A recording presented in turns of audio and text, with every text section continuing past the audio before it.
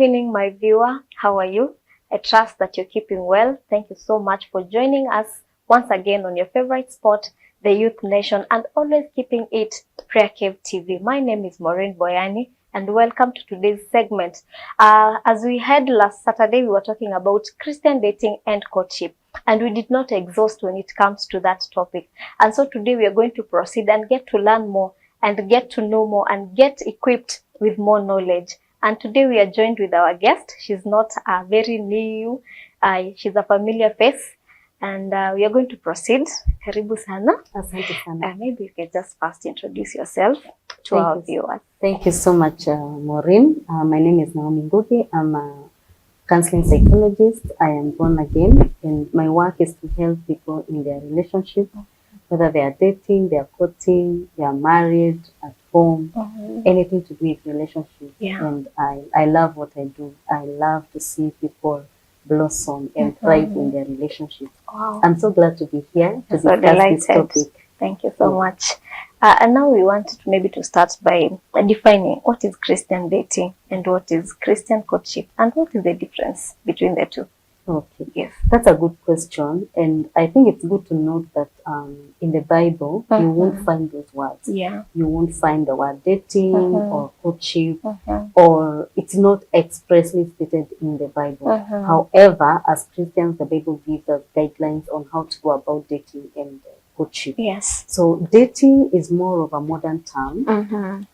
And it came from the aspect of setting a date and a time. When a man, a young woman, I mean, they would meet, you know, for purposes of getting to know each other. Yes. They have an interest in each other, and so they set a date to meet, and that's where the word dating Came from. Yeah. So really, dating just means that a man, a woman, they meet, they want to know each other. Yes. And there are some people who just date for fun. Unfortunately, Unfortunately, there are some people who date for marriage. Yeah.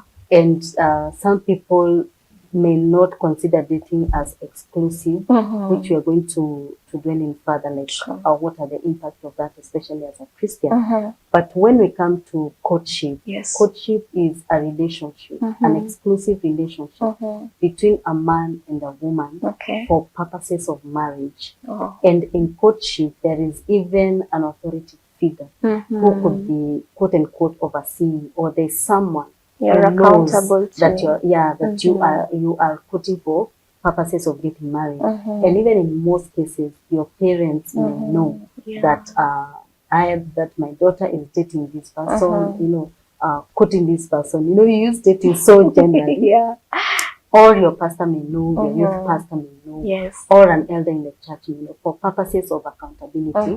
And by the time now you're getting into courtship, you are ready for marriage. The goal is marriage. True. Which is different from Dating. dating. Yeah. Yes. Awesome. Yeah. And now I believe this Christian dating is for believers. Yes. And so I know there's the role of faith in it. Yes. And faith, it is something that is supposed to be built upon. Yes. Yeah. And I believe as these young persons are trying to date and courting, now can you tell us what is the role of faith when it comes to dating and courting? Yeah. That's a very good question. It's an important question because as Christians, as I said, we are guided by Christian principles. Yes. We are guided by our faith, our Christian faith. And so when a person wants to enter into courtship, this is something that you enter prayerfully and purposefully. Yes. You don't just pick anybody, or you don't have 5 different people that you are dating. The Monday, every day of the week, You have someone. you're taking a different person for coffee, out for coffee. But as a Christian, it's important to pray. Maybe you have seen someone in church or wherever, and you are thinking about them, you're attracted to them initially, and you are thinking about them. I mean, pray about it. Yes. Because we need to live our lives as Christians being in the will of God. True. And the will of God for us, we believe the perfect will of God for us is how we should live our lives. True. We are not really driven by our passions, our flesh. And so before you even start engaging somebody, pray about it. Sure. And I do premarital counseling, and I see this a lot. You know, someone who is really serious, and that's actually one of the ways to know, is this person serious? Or are they just dating for fun? Yeah. They had a free evening and so they needed someone to kill time. Yeah. But a serious person in dating, a serious person even in their walk with God, Yes. when they see someone and they feel attracted to them, they will go back to the closet and pray for a certain period of time. Yeah. And get to know what is the will of God. Because God speaks, and God speaks to all of us, not to a certain type of people. So when you want to enter into dating or into courtship, whichever word you may use, we use them interchangeably, however we define them. First of all, pray. Enter into that process prayerfully and purpose. Why do I want this person? So that brings us to the issue of readiness for dating and courting. You need to ask yourself, am I ready? And am I ready spiritually? You know, because we find cases where maybe someone is newly born again. Yes. They still need to be, they're still feeding on milk. Maybe they're even going through new believers class. And maybe they are even coming from a background of where they were engaging in fornication, and they are trying to now live a righteous life. True. So you find that spiritually that person may not be mature to get into that process of courting and dating. So you need to prayerfully and through faith know that I'm engaging in this process because I've prayed and I feel peace in my spirit. Probably you have been shared with someone, you've you know, an elder, someone who you respect, and you have even gotten to know how is this person? Is it someone I should pursue or not? You know? And so that brings us into the issue of mentorship. And even the word of God says like older women should, you know, like teach the younger girls, women. So when you're young and you have someone that you're interested in, it's good to seek counsel, godly counsel. That's where your faith comes in. Again, the word says that we should not be unequally yoked. True. So you want to find out this person even before I call them, before I start talking to them. I mean, who are they? Yes. You know. Again, it's important to check something we call spiritual incompatibility, and that's where faith comes in. Yes. And when I was preparing for this, I could remember them days. There are some denominations that would not allow you, even today, I think, they wouldn't allow you to marry someone from a different denomination. It is true. I was just trying to understand where were they coming from. It is because that even as Christians, people have different theological differences, and there are things that would bring spiritual incompatibility. True. And these things will start at courtship. I mean, you don't want to start something that you invest in something that will not lead into marriage. So you need to get to know the faith of this person. What is your faith? Understand what are my Christian principles and values first before I get to even date this person, to even ask them out. And then even when it comes to faith, you need to ask yourself, what does the word of God say concerning relationships? Yes. The Bible says that we should love the Lord our God before anything else. So check yourself and ask yourself, am I going to make this person an idol? Is this relationship an idol to me? Because nobody should love you more than they love God. True. It's a fallacy. Absolutely. It shouldn't even happen. You know? So check your faith first and ask yourself, am I ready to even withstand the temptations that may come with, you know, having an exclusive relationship. So as a Christian, your faith is very important before you enter into this process. Yes. You've mentioned what the Bible says about being equally yoked, you know, and I feel like there's someone who's watching us tonight and they are now telling you, now I'm already in this relationship. This person is not doesn't have the same beliefs like I do. So what can we advise this person tonight? The good thing is we always say it is better even to do a courtship or an engagement than a marriage. Absolutely. It is the issue of faith is very personal. And when you get into marriage is when you realize it is very personal. And unless the Holy Spirit ministers to a person, we try to discourage evangelism dating. Which one is that? You know, where you are evangelizing and dating at the same time and hoping that this person you get born again, you know, like you are, usually it doesn't end well. From experience, it doesn't end well. Wow. And I always say, of course, being young, you feel the pressure, you feel the passion. But God does not have a shortage of men it or is women. true. It calls for patience, you know, and the fruit of the Holy Spirit come into play. Yeah. Wow, awesome. Yeah. So, my viewer, if you're out there and you've met that person who is not a believer, it is not too late. And as she has said, it's better to break a relationship than breaking a marriage. Wow. Now tell us, you know, when it comes to setting boundaries, it's something that is very crucial, especially for people who are dating. How far can we go? How far can we not, you know? And someone just asked from the other episode, are we allowed to visit each other when we are courting or dating? That's a good question. Very important question. Boundaries are very important. Yeah. And they're important because they protect you from, you know, things that will harm you. And they also give you a responsibility and choice. Actually, you know, sometimes when you talk about boundaries, it may look like a negative thing. Yeah, or it true. may come out negatively. But actually, boundaries are about your choice, your responsibility. What is my responsibility in this relationship? So first and foremost, before you even get into this relationship, into this courting, identify your own boundaries. As a be person. aware of your own boundaries. Be aware of the boundaries that the Word of God has put for us. For example, we know that sleeping together or, you know, sex is confined for marriage. Yes. So that is a boundary that as a Christian you should already have. Yeah. You know, so you know, sex doesn't just happen. So you want to get your own boundaries clear. Like, how will I kiss this person? Are we going to hug? Are we going to hold hands? You know. So you have your own boundaries first.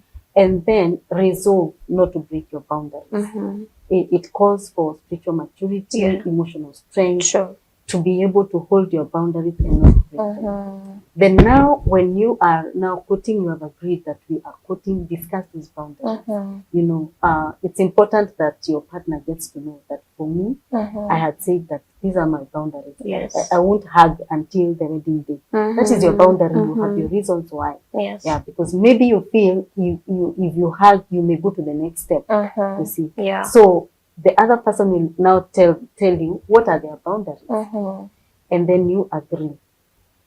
This is how we are going to run our relationship. Yes. Then keep each other accountable. You see. Yes. If you see someone is about to overstep a boundary, tell them, we agreed on this one. So you can see, you can see that this process is a very mature process. It is true. It is not just playing around. And you have to be intentional about it. Exactly. You have to be very intentional. And your relationship with God must come first. Absolutely. You know, you want to uphold purity and righteousness even before God. So once you have identified the boundaries, keep each other accountable and help each other to keep the boundaries. For example, don't wear seductive attire. Yeah. I mean, you're not helping the other person to keep their boundaries. It is true. You know? So you have to be keep each other in check and also help each other. You know, and continue reviewing the boundaries as you go along. You asked about visiting each other. Yes, you can visit each other. I mean, how else are you going to meet in public? How else are you going to know each other? You can meet in public. You can meet in somebody's home. Keep the door open. And just make sure that you are not in seclusion. You are not leading yourself into temptation, you see. So you are also making sure that you're not putting yourself in a situation of compromise. So that's why I say that it's important that you agree. And if you find that you cannot agree, then you can let go of that person because you do not know maybe what their intentions may be. But you can meet in public places. You can, as I said, you can have mentors, you can meet in their homes, you can discuss, you know, where can we meet, you can go for walks. There are many things that you can do together in public, and still you'll have your time to talk and to get to know each other. Yeah, so communication is so important so that you can make it clear from the word go, we are not overstepping this. So this person the question was exactly, am I allowed to go see my boyfriend at his place? Is he allowed to come to my place? You see? First and foremost, I think using the word allowed, I would like ask allowed by who? Awesome. But you are the one to be in charge of your life. Don't take yourself to places where you know that it is easy to sin before the Lord. It is true. You know, why do you want to meet in his house? There's so many other options, better options, safer options, you know. And why should he come to your place? You will just be fighting passion, and you may not be so strong enough to overcome. So the best thing is go to open places. What is it that you want to do in the house that you cannot do outside there? You can venture. You're also getting to know each other. And you see, sometimes when you meet in those closed places, maybe he comes over to your place or you go over to his place. This is where you find that people now start romancing, you know, sleeping together, and that clouds your judgment. It is true. You won't be able to have meaningful conversations. Remember, like at dating, and maybe we'll discuss the stages. If you meet the person like between the 1st and the 6th month, you're getting to know this person. You do not know this person. You want to know what are their values, what do they believe in, what are their goals, what do they live for. So when you meet in those close places and you start touching each other, you won't be able to discuss everything else. You see, so you'll be meeting. And when you meet, you're not discussing important issues. You are sleeping together. So essentially, your relationship will be made up of sex. After sex, there is nothing else. And that's why you find now when you get into marriage, you realize, actually, I have nothing in common with this person. Because you were just meeting, sleeping together, and not discussing anything important. You don't know their goals. You find that people get into marriage and realize this person has no goals. They are lazy. They don't want to work. And their mind was blinded because they preceded romance before discussing important issues. Remember, when you're going out for a date, when you're meeting out there, when you're courting, you are actually getting to know this person. You're getting into each other's work. You want to know what are their values, what do they believe in, what is their vision in life, what is their ambition, what is their work ethic, what is their finance personality, what do they believe about money, and all that, and what are their principles. Then yours should also be clear, such that you're checking out against yours. Is this the kind of a person that you want? That I want? You see. So when you meet in those places, you find that all that is eroded. You're not able to do that. Wow. Yeah. Awesome. So you won't be dating. You won't be courting. You just be passing time. Yeah. Oh my goodness. Now, you've just mentioned about the stages of dating. Maybe we can just look at them briefly. Okay. So the first stage is, let's say, the fantasy stage. This is when you meet. Initially, you meet. This is between 1st and 6 months. And at this stage, there is just attraction. You're just attracted to the person. You really don't know this person. You don't know much about them. You just maybe like the way they look, the way they speak, maybe you like the way they pray, and you're like, oh my goodness, they are going to chase all the demons in the house. You know, they speak very good tongues. Their tongues are fluent. They're from heaven. So it's really attraction, but you don't know this person. So at this stage, it's important that you avoid, telling each other you love each other and all that, because you really don't know each other. True. And you want to take time. Again, courtship is a process that grows. You want to first grow the friendship. Because even when you get into marriage, it is the friendship that will keep the marriage together. So avoid getting like in love. Don't fall in love. You know, and I always say falling will hurt you. You know, when you fall, you hurt yourself. So avoid this at this stage. Just get to know them, what they do, what course do they do, how is their family, their what born. You know, all those things are there. Their firstborn, where are their parents, what is the relationship with their parents, and all that. You're really getting to know the person. Then between 6 months to 1 year is the affirmation stage.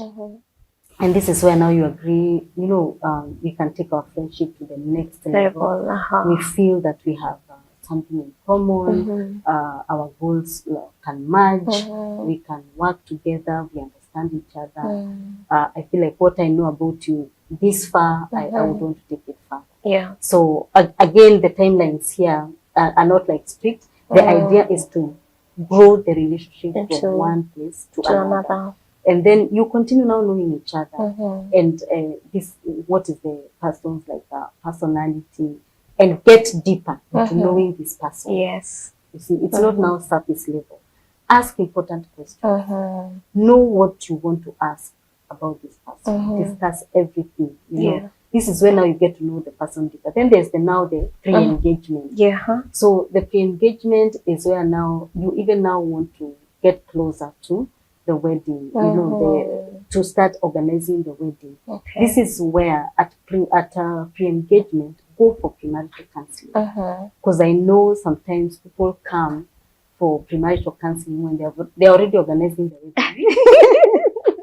You know, the only thing now remaining is the premarital. Yes, but it is important, and actually you find that there are some places that would say, have your premarital counseling 6 months to 1 year before your wedding. Because it can make or break. You do personality tests. Yes. There's intense discussions at premarital counseling. You discuss about finances. You discuss about parenting. You discuss about how do we handle in-laws and all that. And you may realize that, hey, there are things that I didn't know, and they are really key and they are really fundamental. But now this is the time now you need a professional to, you know, have those conversations that you have not been able to have, show you a different angle of your relationship that you have not been able to see, you know, and discuss those things that you may not have discussed. Some people, you know, sometimes you could be quoting and then like, me, I don't want children, I don't want children. And then the other person says, yeah, I want 4. And then you're just joking and like, then he thinks maybe that, let's assume the lady doesn't want children. So the man may think, I know that when we get married, she will want children. Yes. But you get into marriage and it's like, I already told you. Wow. But you see, those are things that you will discuss even at premarital counseling. Now, even with the help of a professional, you know, this person will be able to say, why is it that I don't want children? Maybe they are firstborn that took care of all their other children. They're already tired of taking care of children. And that is trauma that they can deal with to help them in the marriage. That's why premarital counseling is very important, and it shouldn't be hurried. You know, after that, now you go into engagement, and engagement is like, it's very short.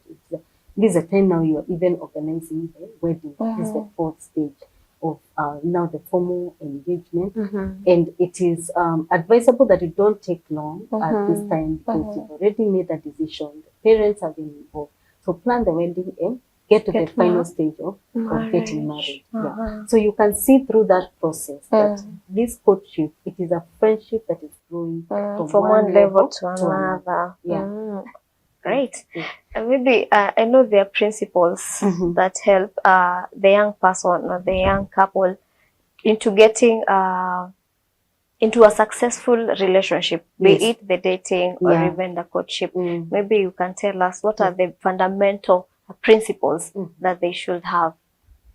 I would say number 1 is assess your readiness for dating or for courtship. Yes. To begin with. Before you invite another person into your life, it's important that you become self-aware. Ask yourself, am I psychologically ready, emotionally, spiritually, financially? You know, you hear people say that I want to first be financially stable. You know, you want to define what is this financially stable? What does it mean to you? Because do you just want to pay your bills? Are you looking for someone that you know you can grow together with them, or what is it that you want yourself? And that's why we say that seek for advice even alone before you even get the other person to come into your space. So assess your readiness. Then get to know, am I ready to now date this person? Am I ready to get into coaching?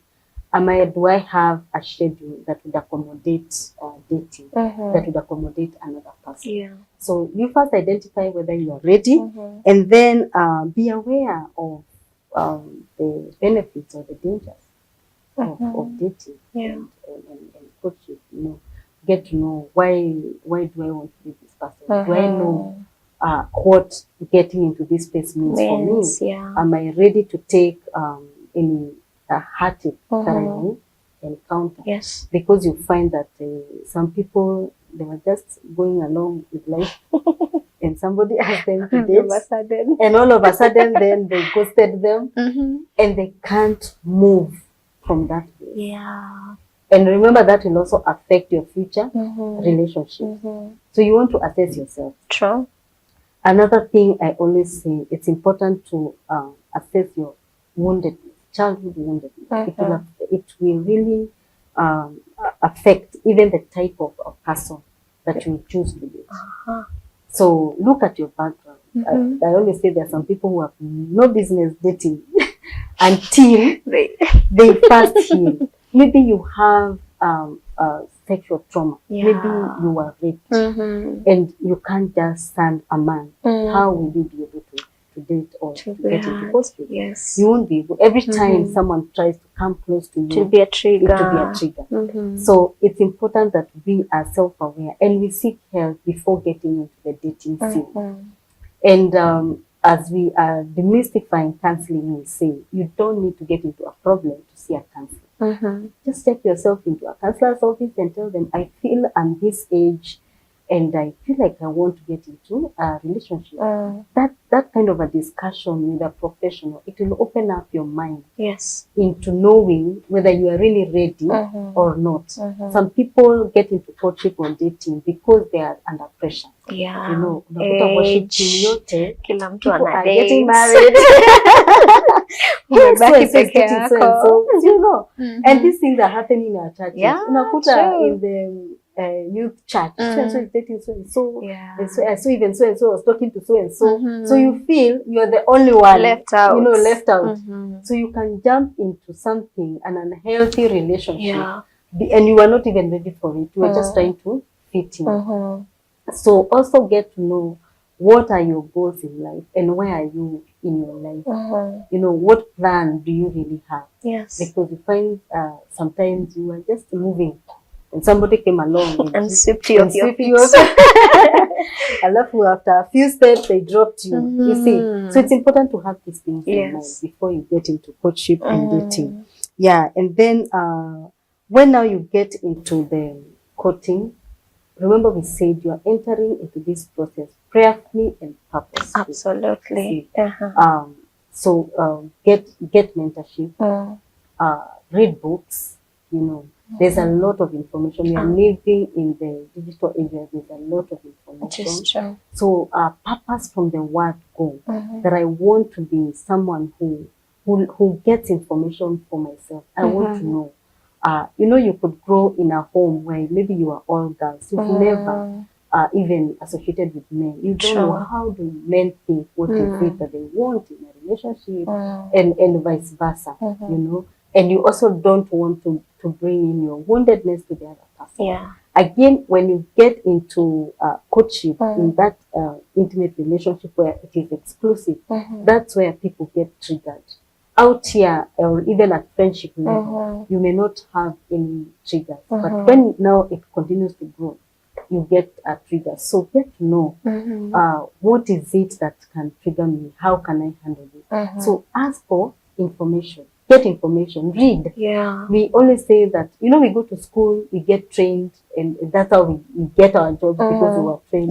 But when it comes to relationship, you just dive. Hakuna formula. But really the formula is there. Knowledge is power. You'll be able to make proper decisions. How will you be able to identify red flags if you don't have information? First of all, about your own self, and secondly, about relationships as a whole. You have never been in a relationship before, or you have been in one or two or three, and they failed. You want to break that pattern and really get into a meaningful relationship. Just true. How do you do that? Wow. Get proper information. Awesome.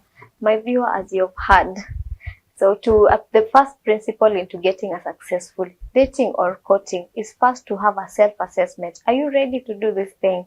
And also, information is out here. The word of God has given us precepts on what to do when we are in these kind of relationships. I will take a very short break, and when we are back, we are going to continue with this exciting topic that we have today. So don't go far, keep it PrayerCave TV.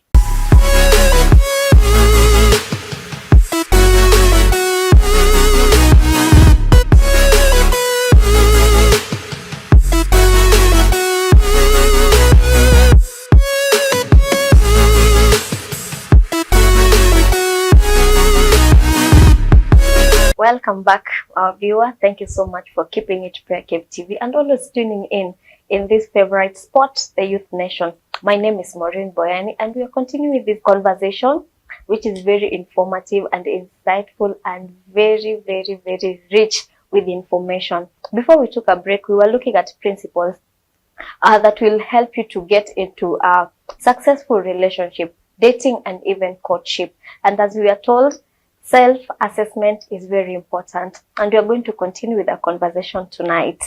Now, tell us, there's someone who is out here watching us tonight, and now they would really want to know how can they get suitable partner. I know when it comes to searching, it is a very hard thing. I know. Yes. Now, maybe we can just help someone. What do they do when they want to get a suitable person for this kind of relationship? That's a very good question. And I say that because we are throwing the ball to the other person. The other person to be suitable. Yes. But the first thing is actually to ensure that you are a suitable partner for someone. You know? So you should be suitable You first. should be suitable first because you are always looking at the other person. Yeah. When relationships fail, you are like, it was the other person. Sure. But probably there are things that you need to work on. Probably you have character issues. Maybe you are rude, you know, and you won't say you are rude. Definitely. You won't even say you are proud. Definitely. You say, me, I say things as they are. It is You know, true. me sijuangi kuficha. Naked truth. Yeah, naked truth, you know. But you actually come out as rude. Yeah. There's a way you can say naked truth, but you have clothed it with grace. The information will still get to the other person. Yeah. So, first and foremost, are you a Suitable person. Would you want to date yourself? Awesome. The way you keep people waiting for 2 hours. Oh, goodness. Yeah, and then you come with entitlement and saying, kwani juangi Kiambu Road kuna jam. Wewe ujui Ngong Road kunakuwa na jam. And you're expecting the other person to accommodate that. Yeah, true. You know. So really, let's be that suitable partner. Work to be that suitable partner. Yes. And God will give you that partner. Another thing, we live in a world where we are always saying the better half, you know, and making singleness look like a disease or look like there's something that you're You'll missing. only got complete when you get the other. Yes, actually he's even better or she's better because we call them the better half. Yes. And you are what now? What are you? So you find that you may have even esteem issues. Yes. And you're thinking the other person, when they come into my life, is when now my life will be complete.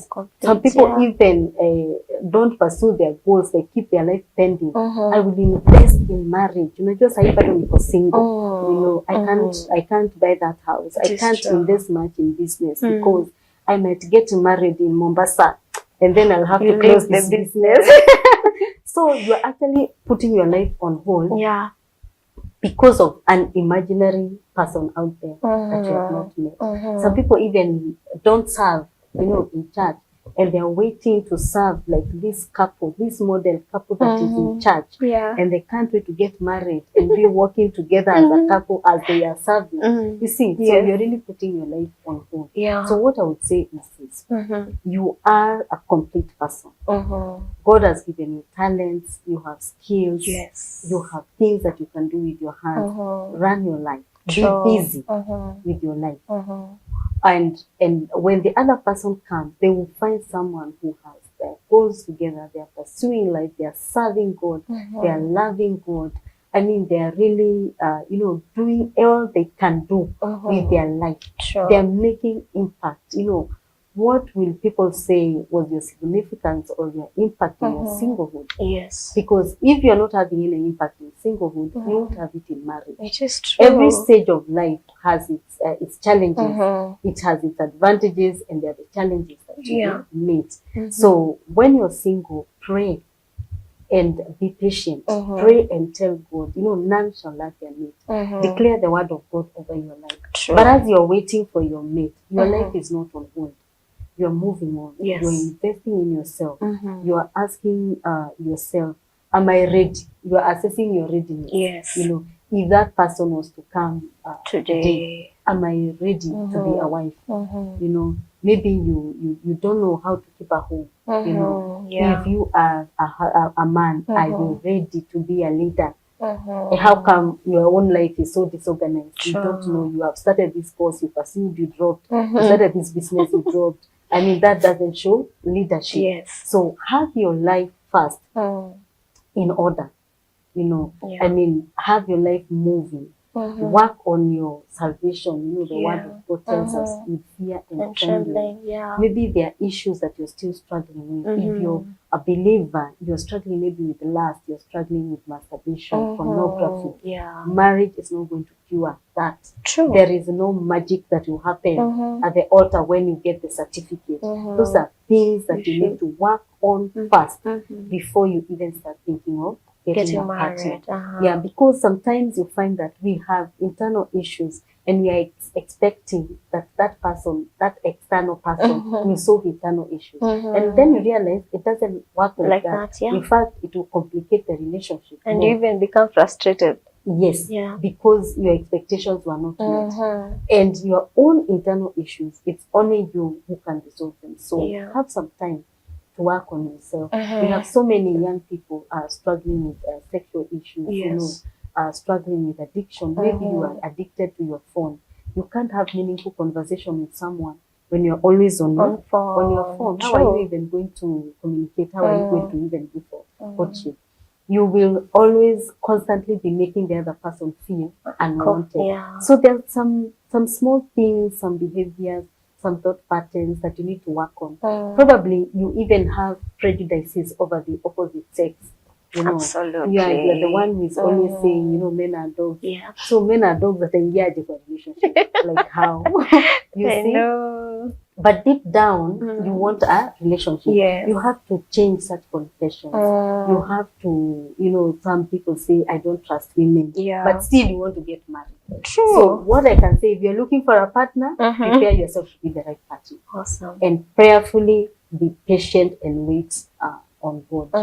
And as Christians, you know, you want to, you know, to pray and ask God for direction. But then again, don't neglect yourself. You didn't say because you are a Christian, you don't dress well. You know, look good. You know, take care of yourself. Everybody, every Christian man, every Christian woman, they want someone who, you know, speaks well. They want someone who looks good. They want a presentable person. Because there's a problem in the Christian circle that people are, you know, you are so born again. That you cannot buy yourself a good suit. It's a waste of money. You are going to heaven. You know, I mean, we have to drop some of those beliefs. It is true. You know, take care of yourself. And your body is the temple of the Holy Spirit. Exactly. And then again, your life is a walking testimony. We want to be a Christian folk that preaches Christ even to others. It is true. You see, so because you find that people say, you know, I went out there because in church, people are not, you know, you find that but church is boring, you know, but church are boring, like, I mean, do not over spiritualize everything, you know that at the end of the day, every man would want a beautiful lady. Awesome. Now, I know you just mentioned about communicating our expectations. And I believe when we are getting into this relationship, we're expecting this, we're expecting that. And the other person also comes in with their own expectations. This is what they're looking forward to getting in this relationship. How well can we communicate our expectations, making sure that we do not hurt the other person? One of the things is you need to set aside time to talk. Yeah. And that's why I said that when you are meeting, you are having meaningful conversations. Of course, there is time for having fun, and you can go, watch a movie, go out, do whatever. But have time for meaningful conversation. Put your phone off. Yes. And another thing is, people nowadays, because of the mode of communication, people are chatting a lot, or communicating a lot on chat, and you feel like you know the other person. True. But people can say anything on chat. You don't even know whether this person is chatting with 10 other people. Just like you. Just like you. So it's important to have physical meetings. If you can't have a physical meeting with someone who intends to date you or to get into courtship with you, then that's such a red flag. Like it's important to have physical meetings because communication is verbal and non-verbal. True. And you'll be able to ask the questions that you want to ask. Again, there's a lot of there can be misunderstandings in the text. Yes. But verbally you are able to get clarity. What is this person saying? And if they're lying, you will be able to catch them in their word. So first, set time to talk and avoid distractions. If you wanted to talk about something, talk about it. Then be aware of what is it that you want to talk about. For you, what is it that you want to say? Yes. What do you want to know about the other person? It is important that you ask the right questions. Yeah. You ask the important questions. Don't just talk about love. Talk about important things. Are you in debt? Yeah. What is your financial status? Uko na fuliza, uko na dala, uko na nini? Uko na loans ngapi? And and how many people have you not paid their loans? Maybe we are working with you and maybe you are a wanted criminal. Ulipotea na pesa ya watu. I know. I mean, ask meaningful questions. Yeah. And make sure you get the right answer. Yes. And you'll be surprised that people find it difficult to ask those important questions. True. Because it feels like you're intruding into someone's life. But if this person wants you into their life, they should be ready to tell you who they are. Yeah. Ask about their family. If someone who was not brought up maybe by parents, maybe they were brought up in an abusive home, maybe the parents separated or divorced, all that background is going to affect your relationship. You need to know how far have they healed. You want to know this person. Are you employed? Are you in business? Yeah. What are your future goals? What do you think about, living outside the country? I mean, all that, because those are the issues that later bring in issues. Yeah. And then again, manage your expectations as an individual. And take responsibility for your expectations. You may expect too much, and maybe this person is not able to give that. Yeah. So that's why we say it's a process that requires you to be, on top of things, not just emotional, So again, accept responsibility for your own feelings. Yes. And when you're communicating with this person, avoid using, tones, even if on a cosa, you don't always accuse them. Yeah. So you use I statements like I don't appreciate it when you keep me waiting for 1 hour or something like that. I expect that if we say you're meeting at noon, I mean you meet at noon and you communicate that you're getting late. Yes. So manage your expectations. Let your partner know your expectations.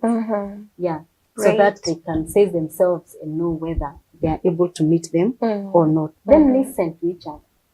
Yeah, we hear but we don't listen. Yes, yeah. Listen to each other and take time to listen. Take time to get clarity on what this person is saying in order to reduce misunderstandings as the relationship goes. Yeah. I know staying true to faith and upholding the values as a Christian sometimes can be challenging. Maybe we can advise someone out here. How are they able to resolve their conflicts? Yeah, one of the ways of resolving conflict is number one, enhancing your communication. So that when a conflict arises, you are able to raise it. Yes. Because you see some people who sweep everything under the carpet. or you minimize the conflict, or you excuse it. You say, you know, they're just like this, or I love them, but you know. So it's important that you're able to raise an issue when it arises. Resolve the issue at that time, without dragging past issues. You know, again, as Christians, you know, you treat each other as Christ will treat. It is true. Yeah, and if you feel that you're having too many conflicts and you can't continue with this relationship, seek help or take a break. Yeah. You know, without wounding each other, without you know, having to insult each other and tell each other, you know, bad words. We are all in the body. Yes. And you may walk with someone for a while and feel this is not the person, this is not the person for me. So when it comes to resolving conflicts, you need to be able to speak out without being stopped and without being made to feel like, without being invalidated. Yes. Yeah, your partner needs to understand that this is what I feel was not right. And the conflict should make you grow in the relationship. I mean, when conflicts arise, you can even ask each other, like, what did you learn about me? I mean, I learned, I actually didn't know that you really get irritated by it. You know, a small thing. To me, this is a small thing, but to you, it irritates you. Yeah. So let conflicts be used to help you grow, you know, and to get to know each other better. Yeah, awesome. Maybe we can just, you know, when we talk about red flags, this indicates there's something boiling somewhere, you know, and maybe at some point it's going to erupt. So how can we assist someone out here to identify those red flags when they are dating or even when they are courting? Because we've said it's better we break a relationship, a dating, than breaking a marriage. So how can they point out some of these red flags? You'll be able to know this in communication again. You'll be able to pick some of these things. You'll be able to pick some of these things when you have those physical meetings. And one of the red flags I would say is someone who disrespects their parents, someone who speaks ill of their parents. And that is a huge disrespect. There is no way someone can bring you into their lives and you become so important that they trash their parents. Even the word of God tells us to honor our father and our mother. If you find someone who is always speaking ill of their parents, I mean, you want to think again. If you find someone who is generally disrespectful, if you go maybe for lunch somewhere, they're disrespectful to the waiter. We always say if they are rude to the waiter, they'll be rude to you as well. Yes, it is about a perception of something, of people. You know, it's not just about, it's not about the waiter. It is about the person. It is true. Yeah, and someone who is abusive, you know, there are people who are beaten. You know, the people who are beaten and they are dating. Imagine. Your boyfriend beats you or your girlfriend, you know, beats you. I mean, that is a huge red flag. Yeah, someone who you find that you really have nothing in common. Like when you're talking, you feel like you're really walking different paths. Don't keep on pushing. As attractive as they may be, or as, you know, as in love as you may feel. Don't keep on pushing. Someone who has really no purpose in life. Like they can't show what they have done the past 1 year, the past 2 years. They dropped out of school. They are really, like, you can't really figure out how is their life mapped out. You know, they don't have like a sense of direction. That is that's a huge red flag. They need to first put their act together before they get into a relationship. Someone who has character issues, you know, someone who is impatient, you know, you are running late or something and they end up shouting, or you're driving and, you know, they are overlapping, they're shouting. When you observe such behaviors, believe me, it will come to you at some point. Those are very serious red flags. Character issues are serious red flags. Someone who doesn't have a relationship with God. And, you know, we can see people in church and they may look godly, True. And even the word says that they may have a form of godliness. It could be just a form. But Monday to Saturday, you want to find out what kind of a person They is. are. They don't read the word, they are not praying. Even in their talk, you can know them by their fruits. You can know them, what comes out of their mouths. Yeah. Maybe they are always talking of sleeping together, you know, and you will know that their relationship with God is very shaky. Yes. It is there. Yeah. So that is someone that you want to think twice about. Yeah, that's a red flag. And then, of course, someone who has financial issues, you know, some kind of financial disorganization. Yeah. You know, today they have money, tomorrow they don't. They can't account for it. People who are unteachable. They are not willing to go to any counselor. They are not willing to go to a leader. They are not willing to be accountable to anybody. Yes. That is a huge red flag. Yeah, because nobody operates in isolation. It is true. Yeah. When someone wants to keep your relationship secret, that's a major red flag. Yeah. You know, they are like, it's just between me and you, where people are jealous. There's nothing like that. You know?